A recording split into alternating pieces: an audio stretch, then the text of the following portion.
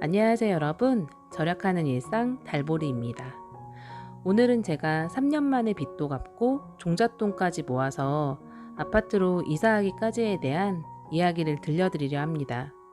제 소개를 잠시 하자면 저는 2010년에 결혼한 맞벌이 2인 가족입니다. 큰 빚을 지기 전까지는 딱히 재테크에 대한 관심은 없었고 미래에 대한 대비는 하지 않은 채 월급을 받으면 다 소비하는 그런 삶을 살고 있었습니다. 그러던 어느 날 사건이 하나 생깁니다. 점점 회사 다니는 건 힘들고 빨리 큰 돈을 갖고 싶다는 생각에 잘못된 선택을 하게 됩니다. 고수익 고위험 상품에 투자를 했습니다. 처음 잠깐은 수익이 생겨서 금방이라도 인생 역전을 할 수 있을 것만 같은 착각에 빠졌습니다. 급기야는 남편과 저 둘 다 마이너스 통장에 신용대출까지 끌어서 요즘 유행하는 비투를 했습니다. 투자 금액이 늘어난과 동시에 수익이 곤두박질을 치면서 빠른 속도로 빚이 눈덩이처럼 불어났습니다. 그리고 결과는 처참했습니다. 쫄딱 망했습니다.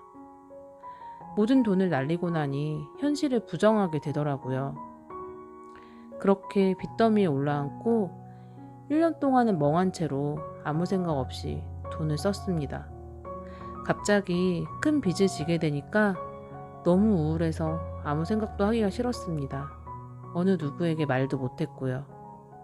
그러다가 이대로는 안 되겠다 싶어서 정신을 차리고 집안을 둘러보니 쓰레기장이 따로 없었습니다. 사놓고 입지 않는 옷과 신발들, 안 쓰는 화장품, 유통기한 지난 식재료들, 상태가 심각해서 처음에는 어디서부터 고쳐나갈지 난감했습니다. 그래도 포기하지 않고 돈 공부를 계속하면서 어떻게 하면 빚을 빨리 갚을 수 있을지 고민하면서 계획과 인생 목표를 구체적으로 세웠습니다. 그렇게 외면하고 싶었던 빚과 정면으로 마주했습니다. 그때부터 생활 패턴과 소비 습관을 파악해보고 내가 어디에 돈을 쓰고 있는지 지출의 흐름을 꼼꼼히 체크했습니다. 그 결과 소비 습관이 점차 개선되면서 빚도 빠르게 줄어들었습니다. 차를 처분하고 생활비를 줄이면서 꼭 필요한 곳에만 돈을 썼습니다. 저는 그전까지는 돈을 안 쓰면 삶의 질이 크게 떨어질까봐 걱정했는데 오히려 그동안 불필요한 걸 너무나 많이 사고 있었구나를 깨달았습니다. 그래도 마지막까지 제일 어려운 건 식비 줄이기였습니다. 저는 스트레스를 받으면 대부분 먹는 걸로 푸는 습관이 있었습니다. 그러다 보니 소비 관리를 잘 하다가도 기분이 안 좋거나 몸이 힘들면 식비부터 무너져 버렸습니다. 3년 전까지만 해도 외식이나 배달 음식을 많이 먹던 습관 때문에 2인 가족 식비가 항상 100만 원이 넘었었으니까요.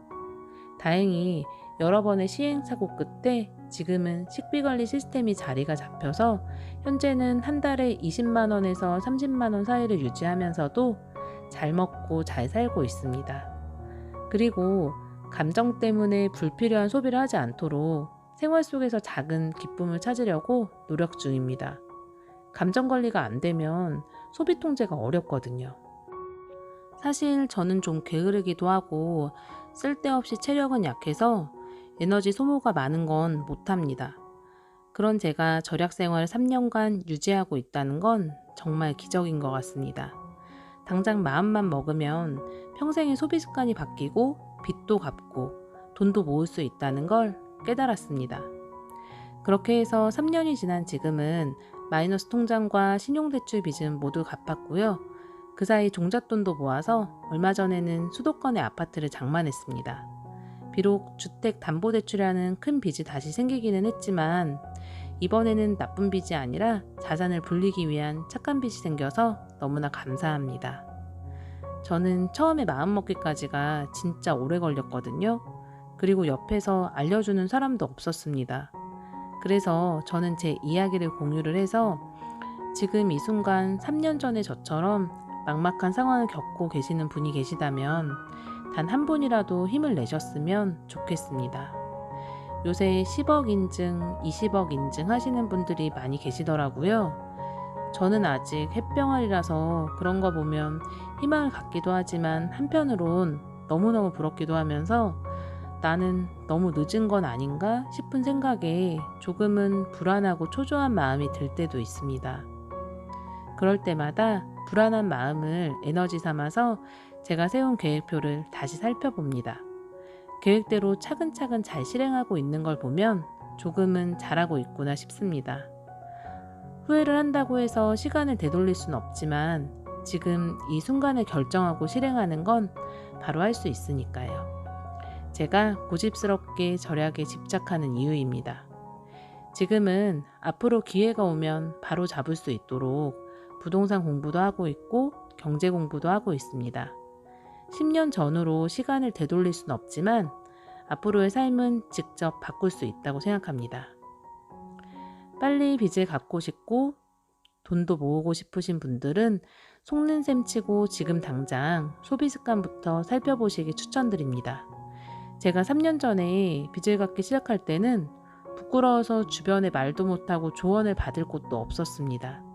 그래서 저는 다른 분들 빚을 갚은 성공 수기를 인터넷에서 찾아보고 도서관에서 빌린 책에서 수많은 성공 사례를 보았습니다. 대부분 처음에는 목표를 세우고 절약부터 하시더라고요. 그 이야기들이 저에게는 많은 도움이 되었습니다. 그때 저도 다짐했습니다. 나도 빨리 빚을 다 갚아서 나의 이야기도 공유를 해보겠다고요. 제가 다른 분들의 수기를 읽고 도움을 받은 것처럼 누군가에겐 평범한 저의 이야기도 도움이 되었으면 좋겠습니다. 긴 이야기 들어주셔서 정말 감사합니다. 우리는 다음 영상에서 또 만나요.